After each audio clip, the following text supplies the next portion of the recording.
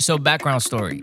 I'm literally right now 1 hour away from ending a 72-hour fast. And I'm only saying that right now because by the time you guys watch this, I'm gonna be completed.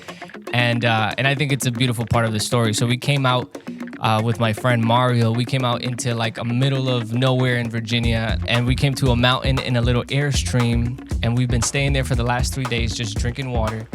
And on one of these days, we went on a trail because we heard there was a stream. And so we went on a stream and we ran into your wife, Carrie, and she was kind enough, so kind, to invite us to their place, which is much better than where we were staying. But for us, it was part of the experience. Mario was actually the one that was like, man, we have to go there because like we need to pray for them. And I was like, okay, let's do it. If God told you that we need to be there, we're gonna go there. How I felt, I was like, I'm not trying to go. It's weird. I'm just gonna pull up to some random, like I wasn't even. It was more like I didn't want to be awkward, you know. And then when we got here, we met the whole family. I met Barrett, and he started telling me about the beautiful things that they're doing in Haiti. So they're basically running a ministry. They have a ministry called Sports Disciple. Yep. Sports Disciple in Haiti, which is basically discipling, say thousands. Could we say thousands of kids? Yeah, thousands of kids. Thousands of kids through sports. And so they're feeding them. They're teaching them the word of God. They're setting up a sports team, different coaches to help them. And they're helping the community. And he's telling me all of this. And I'm just like, what are the odds that we will both find ourselves in a mountain? There's no coincidences. No coincidence at all, right? Like God will put all of us in a mountain in the middle of nowhere. It's pretty rare that you're here too, because you're usually... It's our high school son graduated from high school this week. It was my wife's 25th and our 25th anniversary. It was my 50th birthday. So there's quite a few things going on at the same time. And we had to get our passports renewed, so we just found a place and rented Airbnb right outside of Lynchburg where they go to school. And because we're down in Haiti and we have 3 kids back here in college, so we just happened to run into each other here. You met my wife and met the whole family. Met the whole family. Met the whole family. No, this is crazy, man. I'm super excited to talk to you more about the ministry. And before we get to the ministry, though, I would love for you to just introduce yourself, give a little bit of background information of the mission that God has you on right now. Absolutely. You know, the first thing I'll say is, God has a sense of humor. If he's going to send a defensive lineman down to Haiti to be a soccer coach. Yeah. I didn't know much about soccer. We played it when we were in elementary school. My friends played it when they were in high school and college. But soccer is the main sport in the world. It's the beautiful game. It's what everybody plays. It's the number one sport. And imagine everybody in the United States loves sports, no matter what sport they have, but not the ability to play it organized. So what we did is we opened up a sports ministry down in Haiti, and we do youth soccer. So, we have thousands of kids between our school classes and our soccer league. The soccer league has had up to 1,500 kids in it at one time. Wow. We're at a new location, so we're going to run probably about 800 kids at the new location. But it's a really simple program. And, sometimes the best solutions and best answers are simple. They're just kind of hard to implement. Right. So it's really simple. The kids come to the sports program. They're in league. It's league play. Everything's very structured for them. One of the best things that can define Haiti is chaos. Just a lot of different people doing whatever they want to do because there's no parents. Well, the parents are there, but they might be split up, especially after the earthquake. Yeah. The big earthquake kind of displaced a lot of people. But with the soccer program, what they do is the kids come, and it would be a couple hundred kids at a time, their age division. Mm-hmm. And the first thing they do is they meet with their coaches, and they do a 15 to 20-minute Bible study. Wow. And it's really specific. It's interactive, so we engage the kids. So we'll have the message, and then we ask them what they think about it. How can they implement that in their lives? Mm-hmm. And the messages we give resonate because it's kind of like it's what they live, their own life experiences. Yeah. Then, since we have the interaction time, the kids really get to know the coaches because we also ask them, "Are you getting enough food?"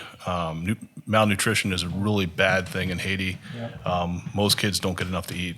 There's multiple players on our teams that only eat when they come to soccer. They'll skip days. Wow.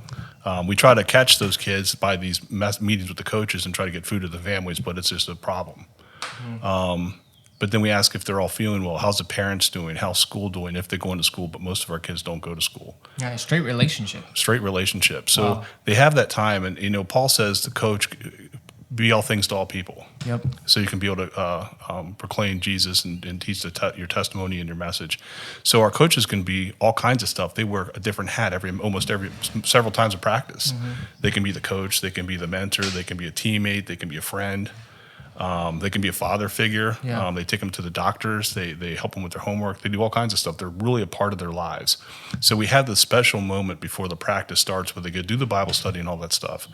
And then we feed them all because that's just a huge part. We partner with Feed My Starving Children. Okay. And it's a protein-dense, high-calorie, dense, vitamin-dense meal for them. It's done wonders for them. And then after they eat, they get their cleats, they get the balls for the games. Then they run about 15, 20 minutes worth of skills and drills. And then they play league play. When it's all said and done on Fridays, they go back out in the community because the program's free for the kids. Right. But on Friday, we teach them how to give back. So what we do is we teach them the word of Jesus. Then our coaches model the love of Jesus. And then we let the kids actually be the hands and feet of Jesus. So they go back out in the community and the kids adopt the home of elderly people and people that can't take care of themselves and need extra help. And those kids meet those families, meet the elderly people. They adopt them, and they bring them a week worth of food every week. They fetch them water from the well. They clean up around their house. They do chores for them. They pray. They sing for the people. They build relationships with the people in the community. Wow. Because a lot of those relationships have been broken because of all the political unrest and people being displaced from the earthquake and stuff like that. So this is bringing community back together. And we can also tie it down to, if we're talking spiritual, even like the generational curses that have been placed also in those families. Because when we talk about Haiti, or when I think about Haiti, I've never visited Haiti, but I know missionaries who have gone to Haiti, and spiritually, that place is it's dark. Tough. Not even just spiritually, but economically, in every way, that is a tough area. So yeah, it's hard for an American to grasp. If you're born on a dirt floor and you have to walk a couple miles just to drink out of a mud puddle, and you don't know what your next meal is going to be, your thought process is going to be different. You're really just going day to day. You don't really have a plan. If you can't look past the next day, you don't have any hope. Right. Hope and joy are very powerful things. Say you're a mom and you're back in the States, you have a whole bunch of options for your kids. Right. But say you're a parent down there and you don't have anything for your kid to do. All you do is see them go outside every day and throw rocks and then come back and you don't know where the kids are. There's nothing you can provide for them. But then all of a sudden your 6-year-old daughter's coming back into sitting there at 6 o'clock in the morning, 7 o'clock in the morning. She's got all of her soccer uniform on, her gear on, and her practice isn't even until 3 o'clock because she's so excited to go. And then when she gets home after her soccer match and her soccer practice, she's talking about the friends she's made. She's talked about the story that she heard about Jesus. She's not hungry. She's getting healthier spiritually and physically. And that not only brings that little girl a lot of joy, that little boy that comes home, but then the whole family has joy because they know they have something that their kid enjoys and loves. And as a parent, that's something you just don't, get, is to be able to provide joy for your kids in places like that sometimes. And it's just a powerful thing. Let's take it back because, when we see you now, we see a great man of God who is being used by the Lord and who is bringing a bunch of beautiful opportunities to a land who has lacked in opportunities for decades, right? But how did Jesus come to meet you? How did that happen? How did that transformation come about? What is your story? I think once I start talking about this, I don't know if I'm going to be able to stop. Come on. Because he's been a part of it every day of my life, and sometimes I just didn't know it. I do have to step back for just a second because I always forget how many things we actually do with the ministry. Come on. Because the sports ministry is the sports ministry, and the staple is a soccer program. But then a few years ago, we recognized that our coaches during the school year, only coached in the afternoon all day Saturday. And we thought, well, how best can we utilize these men of God, these mentors, these Christian leaders? So we went to all the local schools, and we talked to the directors, and we said we would pay for and place physical education teachers in all their schools. Wow. So our coaches work in all the local schools, and they do a PE class. But the PE class is exactly like the soccer program. They do the Bible study first. They do the and then they do the different things. So not only are they mentoring all the kids that are in the program, they're mentoring them all day. So the kids that are in the program, the kids that aren't, can't go to the program. So we have literally thousands of kids that we work with every day. And it's discipleship, because if you're working with a kid that's 4 years old all the way through 20, that's a generational shift, because you're talking about the generational curse. That whole community is going to be a part of all the kids are going to be through the program. So it's going to have an impact. Yeah, we see the impact already. And even how you had spoken about how even those kids, as they grow up, they now have something to connect to as they're older. They could say, oh, yeah, we played together back in the day. Yeah, it brings the communities together. There's villages that wouldn't talk to each other. Now their kids are on the same teams, and it's an amazing thing how it all works together. So when you mix Christ and sports together, it's just a beautiful thing. We also have a huge powerlifting program. We have a gym, and we have 300 young men and women that work out there. It's the same thing it's like I said, there's a lot of simple solutions. It's just hard to implement. Yeah. So they come and they do the 15, 20-minute interactive Bible study. They work out. They do the, So they do all the stuff at the gym together on teams. And then we have medical and some other stuff we take care of. But yeah, it's been an amazing blessing how God has provided and keeps pushing us forward to open up new avenues for it. But we're hoping, right now we're in the middle of building some sport courts, so we're going to have basketball too. So you're like, sky's the limit. Yeah, you're going all around. Okay, so talk to me. So how did it happen? How did Jesus touch you? Did you grow up in church, or no? I didn't. Before I start saying this, I want to say something that's really important to my heart. Yeah, I love my family. I love my dad, my stepmom, my stepfather, my mom, everybody else, and they're amazing people. But we were probably more on my mom's side what I call Creasters, Christmas and Easter. That's good, yeah. And it doesn't mean that they didn't have morals and they have a good heart, but they just weren't full out Jesus followers, Christ followers. And my dad, he's an admitted atheist. Nowadays, he's getting older, maybe he's like agnostic. Yeah. Maybe it's because I've been doing this and he's been seeing so many miracles. He's kind of starting to think that way.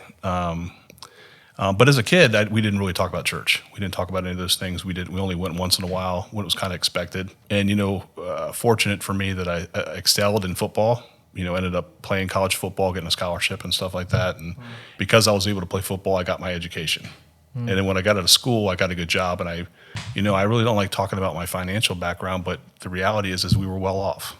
There was a point where we had a big home on several acres. We had a cabin on a lake, early 30s, boats, snowmobiles, new cars every year, the whole 9 yards. Living the American dream. Yeah.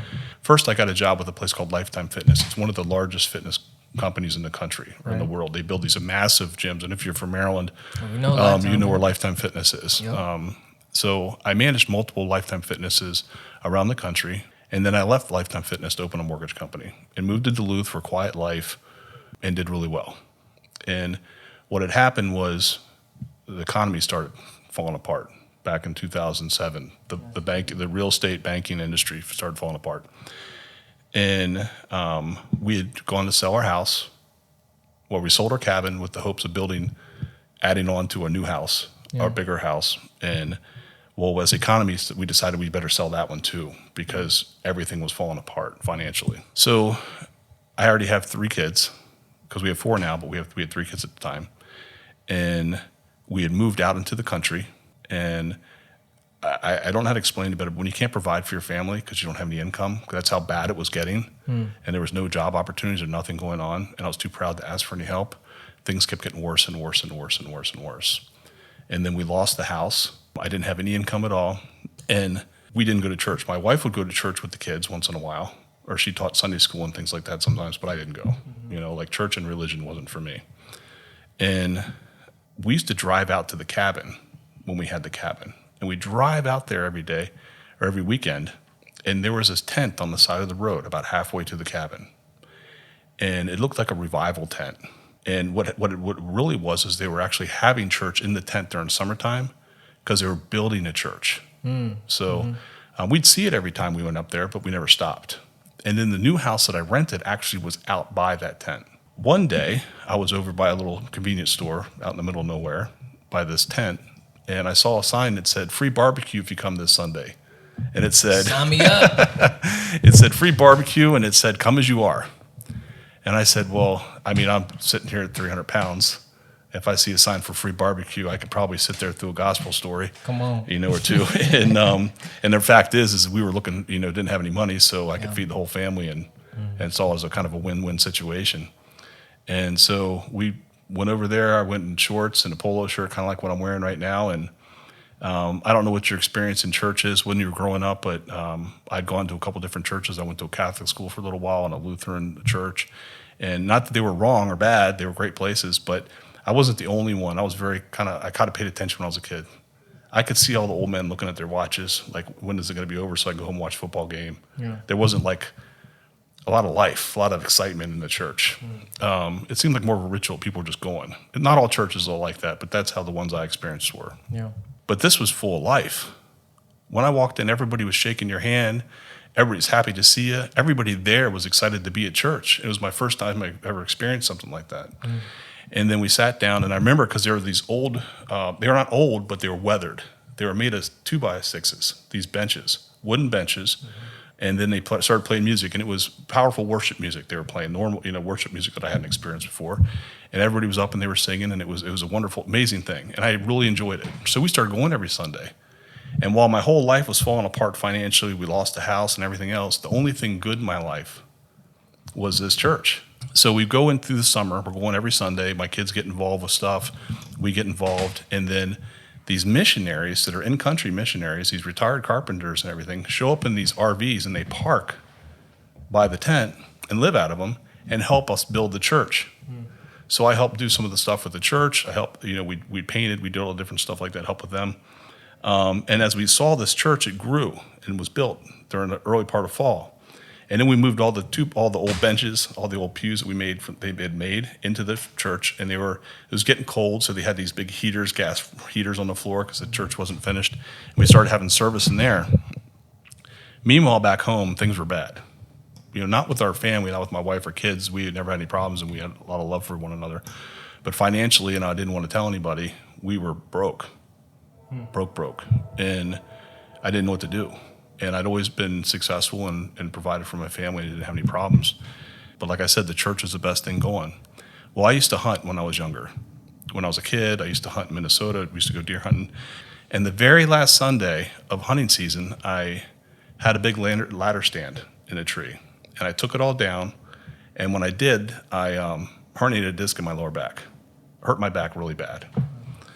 And so I pull still get the ladder out of the woods, get it back to my truck, and I take it back home. And I pull up to the house, and my wife is there, and she's on the upper deck looking down on me.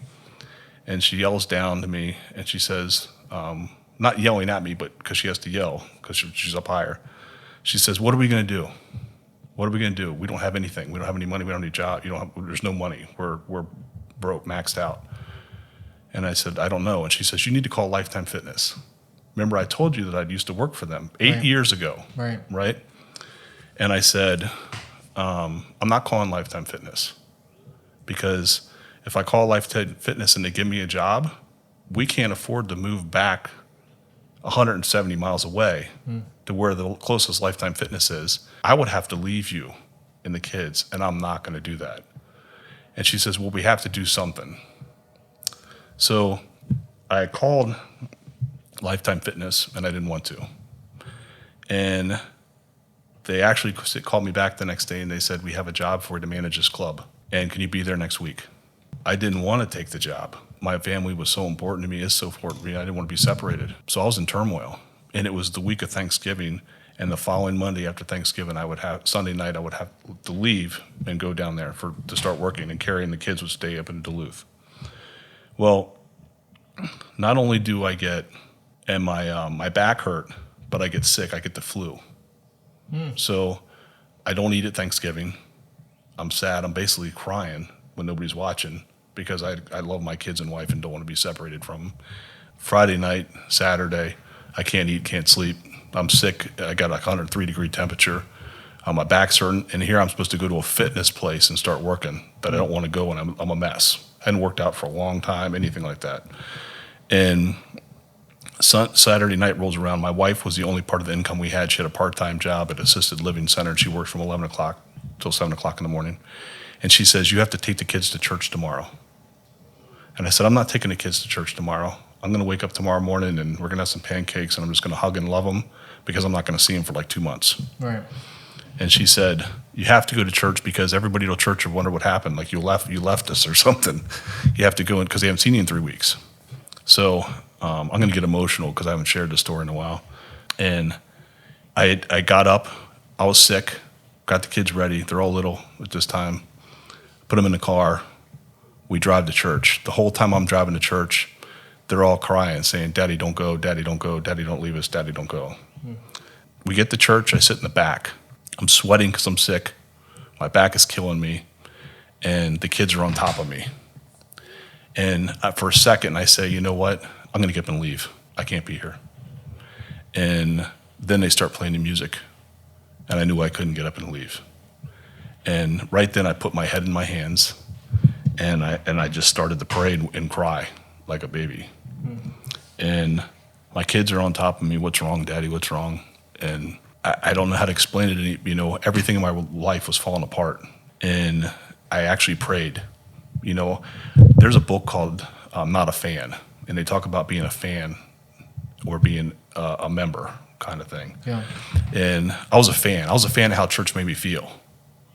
But when everybody stood up and prayed, and they prayed, I prayed, but I didn't really pray. Right. And I think there's a lot of us like that. They like how it makes us feel, but they're not actually going after the Holy Spirit. They're not going after Christ the way they should. Right. And I actually prayed this time for the first time in my life, like deep down prayed.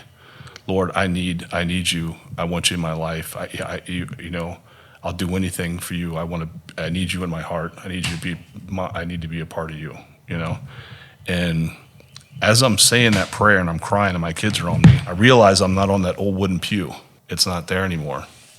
I'm sitting on a chair. And then I raise my head, and right in front of me on the back of the chair that's in front of me that's what it says. Lifetime. When I was gone hunting, they had taken out all the wooden pews and replaced the chairs with brand new chairs. And I'd asked God for a sign to let me know that I was doing something right for my family and it was going on the right path. And I lift my head up, and it's right in front of my eyes. And I look up and down, it's all along the front of me, lifetime, lifetime, lifetime, lifetime, lifetime. And then all of a sudden, my back stopped hurting. I didn't have any pain. I stopped sweating. My temperature left me. My flu left me. I was completely healthy. My kids I showed them the sign. They all started smiling ear to ear and stopped crying. And we got up and we started singing with everybody else. And then when I got out of church, I called my wife, and she started crying, laughing, smiling. She was crying with joy. And then I just given my life to Christ. He completely healed me from my illness and my injury. I left and went to Lifetime Fitness. They gave me a club to run, but it was the worst club out of like 100 clubs. They hadn't hit their financial goals for years. Well, we were the number 2 club in the country the first month I was there. Sheesh. Then we were the number 1 club the next month. And then they gave me an opportunity to move my whole family together. They paid for it and moved us to Fairfax, Virginia. And this is where the story really gets going, because I took over a club in Fairfax. My family's back together. I'm originally from Maryland. We were living in Minnesota at the time. And then after being there for a year, I turned that club around, and God blessed us with financial. So instantly went from not having any money to being blessed financially again, went to having our family back together again. And then it's like, this is the rocket ship to get us to where we are now. And then we go back to Minnesota. We rented a small little place for a couple months so we could establish, and then we could buy a house and never move again. I didn't want to move anymore. And then my wife's aunt says, my church opened a new campus right near where you guys live, and we'd really think you'd like it. So we go there, and we loved it. It was an awesome church. It's called River Valley in Minnesota. And they go on a lot of mission trips. I didn't really know what missionaries did at the time, but I knew they went on a lot of mission trips because every week it seemed like they had a screen. They're going to go to Africa, or they're going to go to Russia, or they're going to go to Iowa or someplace. Well, this in particular, about a month or two after we became members and we just joined the church, a screen came up and it said, they're going to Haiti. And I didn't want to go. But my wife instantly knew she was supposed to go. She's sitting next to me and she's saying, we're supposed to go to Haiti. We're supposed to go to Haiti. And I said, I'm not going to Haiti. And she says, no, we're supposed to go to Haiti. I know it. And I said, I'm not going to pray about it because I'm not going to Haiti. It's not going to happen. And there's a couple different reasons for that. I know about Haiti. I know its history. I saw it on the news. I'm old enough to be able to see it from the 80s on the news. They've had a lot of problems. And then they just had the earthquake. At that point, they had 500,000 orphans they were talking about. Wow.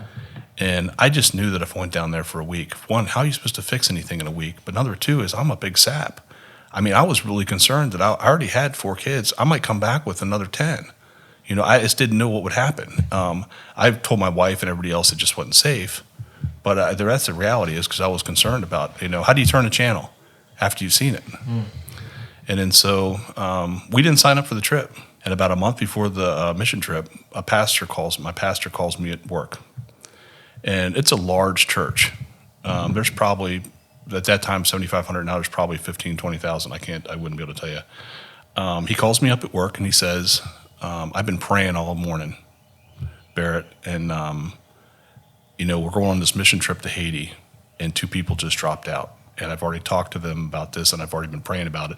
And you and your wife keep coming back in my heart that you're the ones that are supposed to go. And listen, we've only been at that church for a couple months. We hadn't even been there that long. And he said that the 2 people that dropped out, one was a youth director and his wife, and they had a scholarship for the youth director. And he'd already said he'd transfer you the money. So you would just have to pay for one person. And he said, so what do you think?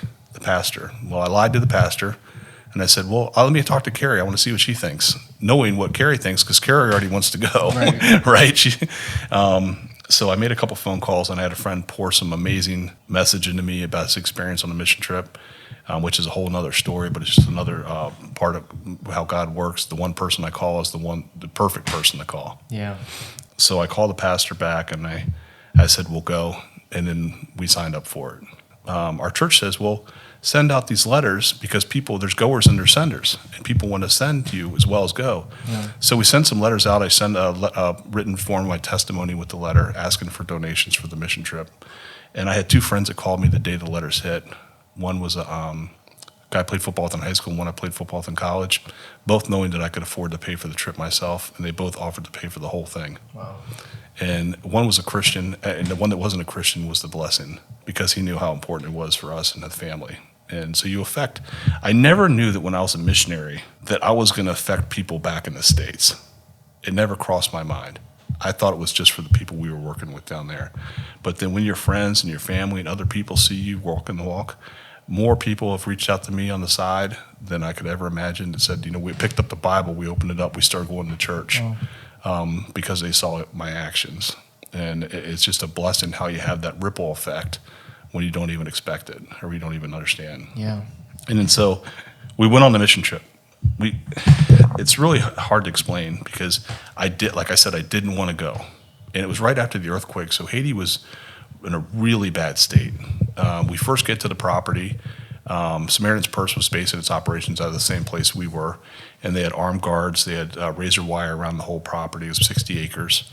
It was a dangerous place. It's actually more dangerous now than it was then, but then it was pretty dangerous too. And they said nobody can leave the property. They gave us these rules, and they gave us security updates every day. No one's allowed to leave the property by themselves, and nobody can leave at night.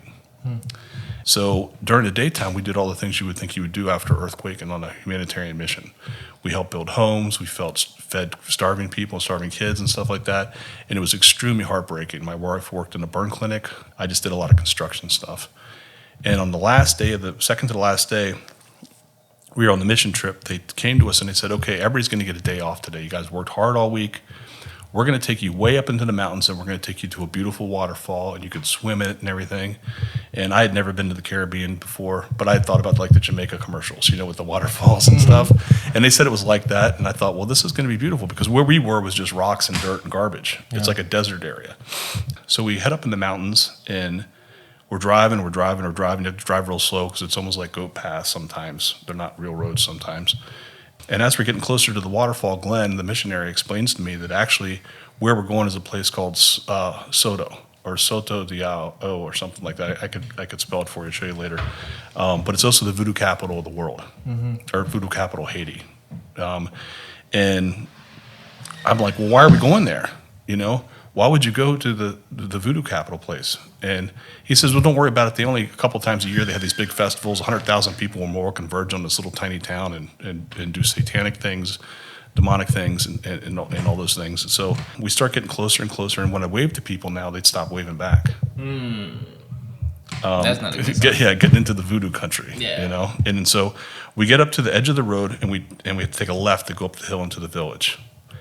And it was almost like there was a vacuum, like the air left, right? And the place is deserted. There's nobody there. So you're driving through this village, you don't see anybody. And the very first person I see is a man. He leans back in his chair and he looks at us and the rest of the missionaries and he goes like that.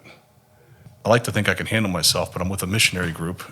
And so it's not the nice first thing you want to see when you're going into a place you're so far away from everybody. Right. You know? And we get closer and closer to the waterfall, and we're driving slowly through town, and we're creeping up the hill in this truck. And as we get right to the top of the waterfall, we have to crest the hill. Glenn has to hit the brakes. Because in front of us is a little boy, and he's nude or naked, and he's painted up in voodoo markings, and these men are doing a voodoo ritual on him. Jeez. And all my senses were assaulted. I'm in shock. I'm enraged. Spiritual battle going through my heart. You know, do you go and grab the kid? What do you do? Yeah. I've been feeding kids, starving kids all week long and helping people, but on top of the physical things that they had to suffer through, they were going through this. They were putting these kids and torturing them through the spiritual abuse and physical abuse too. I'm like, how do you beat that? How do you defeat that? And I was in shock. And the guys got the kid and got him out of there. And then so we ended up going. I don't know why we still went down the waterfall. And as we're down there, like 20 men and some boys, but it was mostly teenagers and men, separate us all, like trying to get between us and get money from us and stuff like that. You know, nobody did anything physical, but they just got in between everybody. They're trying to, and then we made our way back up to the truck. And then as we're back up at the truck and we're loading up and we're trying to get out of there, I'm thinking we're going to fight our way out of there. That little boy's there. He's back. He's got a blanket wrapped around him and he's sitting on the ground and he's staring at me and he's got these dark eyes. And he's just staring at me, and he won't lose eye contact. Every time I look back, he's staring right in my eyes. And we got up in the truck, and I left him. And we drove down the hill, and as we're driving down the hill, I'm thinking, Lord, just get me and Carrie back to the compound safely. Get me back to America.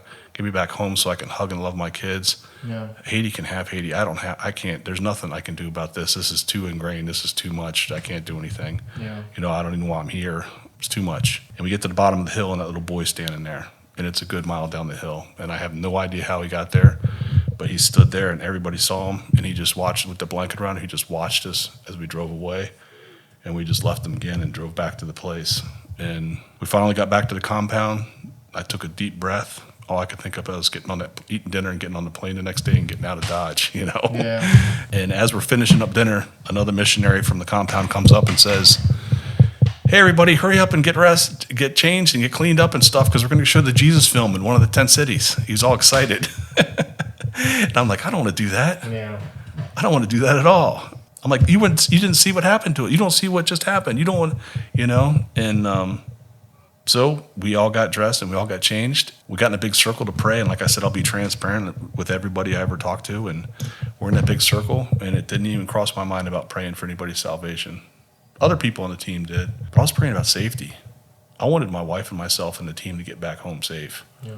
These tent cities were dangerous places where we've been displaced from the earthquake, so they're jam-packed in these little shanty towns, and you would have rape, murder, assault, kidnapping, robbery, armed robbery, all that stuff was stabbings. It was all-time high. People weren't getting the aid they needed. They weren't getting the food they need. So we load up in the truck, and we pull in the one they'd never even been to before. We parked the truck, and we had this big inflatable screen that the missionaries had, and turned on the generator and started playing the Jesus film. I was sitting at the one end, and my wife is next to me. And as we're sitting there, there's a bunch of kids in front of us, and there's like a sea of people right behind us. Like you could feel everybody breathing on you because they were right there. And the Jesus film is playing, and my head's on a swivel. I'm looking out for danger. And right then, this little 3-year-old hands me a little baby. and the little 3-year-old boy comes around this side of me and grabs onto my shirt, tucks his head in my shoulder, and doesn't even look at me the whole time he's at the film. He just holds on as tight as he can. And the little baby is almost lifeless in my arm because it's just starving to death. Just a T-shirt on, no underpants. You could smell the urine. Tufted red hair, both of them, because they had malnutrition, starving. Yeah. And this little girl sat down next to me, and she put her hand on my knee and was rubbing my knee and looking up at me, smiling, and then watching the movie. And here I am, 300-pound man, looking around from danger, and this is where they live. And I don't know if you've ever heard God speak to you before, but he spoke to me right then. He said, Barrett, I didn't call you down here to fix things. I didn't come down here for you to change things. I called you down here because I knew you'd love my kids like I love them. And everything in my life instantly changed. We went back home, we sold everything we had, and now we're missionaries there. Moved our whole family. It's been almost 9 years now, and God gave us a vision for the sports ministry, and it's just been a crazy, incredibly awesome, joyful, sorrowful roller coaster of a ride. There's been tragedy, there's been heartache, there's been frustration, struggles, but then, I have friends that are in the Middle East, and I hear sometimes they're missionaries, and they might not get any fruit for years. They might get one person to convert. So God has blessed us with this ministry where every day we get to see these smiling kids and hearing them sing about Jesus, and we get those little wins every day. So the joy is, you have joy 1 minute, and 1 minute you have tragedy, but we all know who wins in the end. So that's why we keep fighting for it. Why did you decide to focus on a sports ministry? What was it about sports that attracted you to do it for Haiti? Well, I did play sports all my life growing up. I played sports, and I played football in college, and I coached kids sports and stuff. I never really thought of it as being a sports ministry.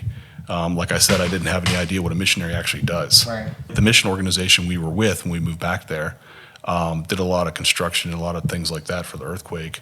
And they had a contractor with a lot of construction skills, a missionary. They had a mechanic missionary, had a lot of skills for that. And when we moved back, I just said, listen, give me any job that you guys needs to be done, but you don't have time for. Right? So they said, can you drive a tractor? And I said, yes. I grew up on a farm, we didn't own the farm, we just lived on the farm, so I worked for the farmer kind of thing. So I learned how to do stuff, but not how to actually farm, So they said, we got to cut the grass because there's 60 acres here. And the reality is people light little fires to burn their crops off or burn areas for their house to burn weeds. But the wind blows and it burns we could lose the whole compound in a second if the grass isn't cut. And they said, but don't worry about it. It'll take you a week to do it. The first couple of weeks we're there, 2 hurricanes clipped us. So it rained. So I was either cutting grass or we were inside because it was raining. And that grass seemed like it grew like 2 feet every day. I don't know. So basically I'm here after working 70 hours a week and back home and coaching sports and volunteering at church and never having a second to myself.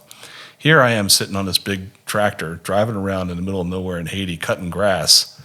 And about 3 weeks in, one day I just said, Lord, if you brought me to Haiti in this amazing way you did, for me to cut grass for the rest of my life, I'll cut grass for the rest of my life. Yeah. But I just have to feel like there's something more. And as clear as I can see you and talk to you, I was cutting the grass, and I don't know if it lasted a second or 20 minutes or how long, but it was like I saw this vision, and all of a sudden I was up on the top of the hill of the property, and on the bottom there was just an open area. I saw a whole bunch of kids playing soccer, and they were wearing red and gold jerseys, red top, golden bottoms.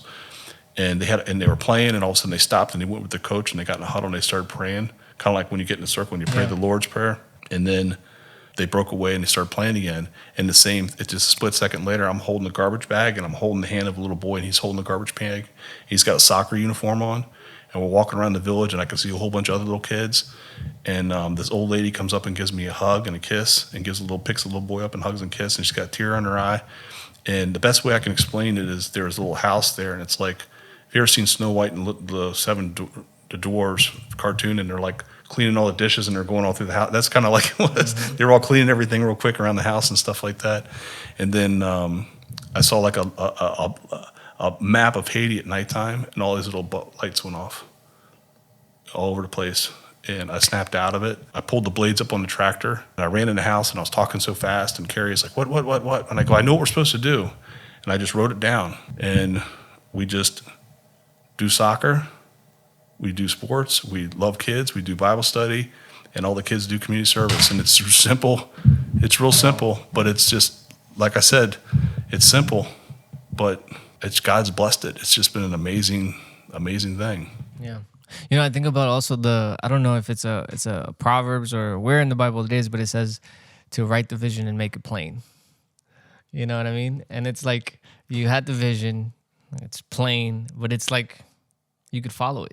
You don't have to do anything else. Yeah. You just have to. So the number one, my favorite part of the verse in the Bible is when Jesus says, love one another. Because even when he says the Pharisees are trying to catch him and they say, Jesus or teacher, what's the most important commandment? And he says, love your God with all your heart, all your soul, all your might, right? And then all the Pharisees are like, I can do that. I do that. Mm-hmm. It's unprovable. You could tell me you love God with all your heart, all your soul, but nobody knows except for God. Right.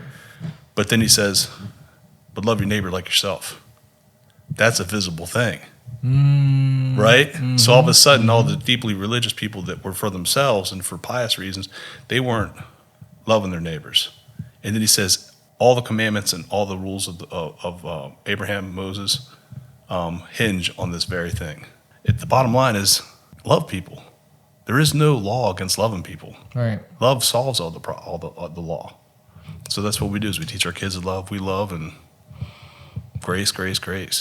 Wow. What are some of the miracles and wonders that you've seen in Haiti in the last 10 years? I've seen a lot of miracles that happened to us, and a lot of it was confidence building for me, I think, because God knew that I needed to know that I knew that I was supposed to be there. Yeah.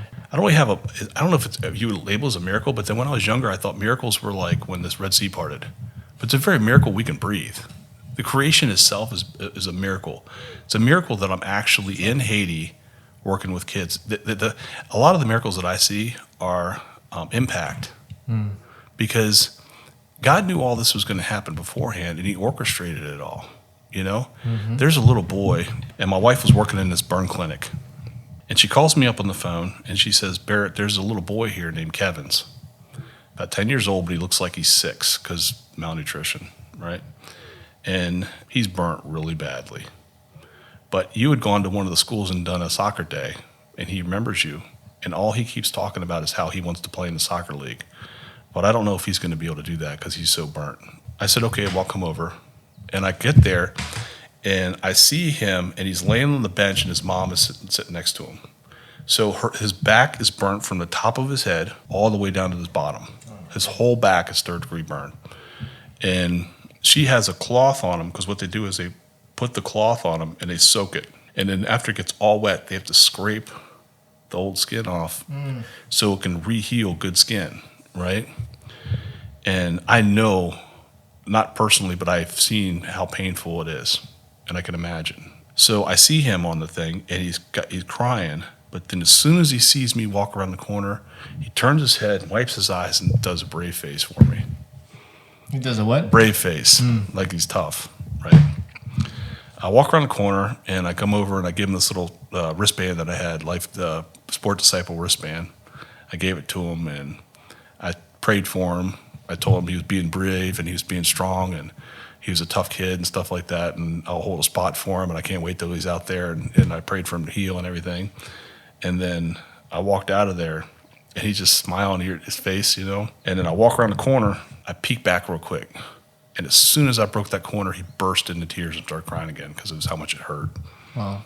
Man, I went around the corner, and I cried, and I was mad. And I'm like, Lord, why am I so upset? I've seen so many tragedies, so many bad things happen. Why am I so upset right now? And then I just smiled and realized it was a blessing, because you don't get calloused. So it's better to have a heart that doesn't get calloused. Yeah. And have that love. And so every week or every couple of days I'd go and see him, and I'd pick him up in a ATV type thing, and we'd drive down to the construction for the soccer thing, and the construction guys would pray for him, and did a big, all this stuff like that. And you know what? When we started, he was playing. He'd come in, And he'd play, Carrie'd wrap him again and clean him all up and stuff like that. And then he became one of our best players, and just an amazing story. But he came one morning to the burn clinic, and he wasn't. Carrie always said, "You ready for soccer?" And he'd always be like, "Yeah, I'm ready for soccer," right? And this day he wasn't ready for soccer. He wasn't feeling good. Yeah. And she said, "This is why he's healing."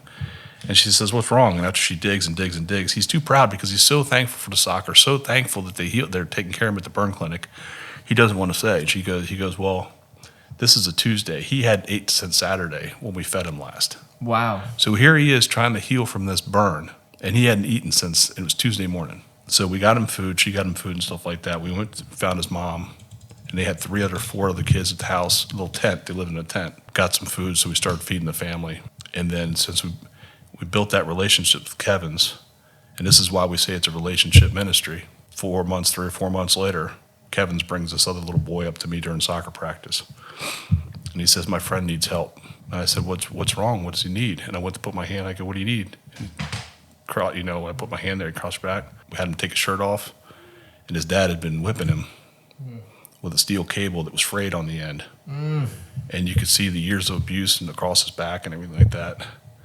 But we had built so much relationship with trust and with Kevin that he could talk his friend into getting help. Right. So he wouldn't get abused anymore from his dad. Wow. So we took care of that, but that's why it's all that relationship, when you're a coach, you, like you said, you wear many hats. You can be that father, that protector, that mentor, that father, just everything, So that's why it's such a beautiful combination. Barrett, if there is anything that you could just say to the people that are listening, what's a word that you can just say to them to encourage? I would say just say yes. You were saying like you didn't want to come over here earlier, right? I can't tell you how many times in my life where I've been like, man, I don't want to do that. But then you do it and it's just amazing. I mean, like I said, it was my birthday, May 3rd, right? We were back in the States and my wife is like, I worked like 20 days in a row. And the first day off was a half a day. It was my birthday.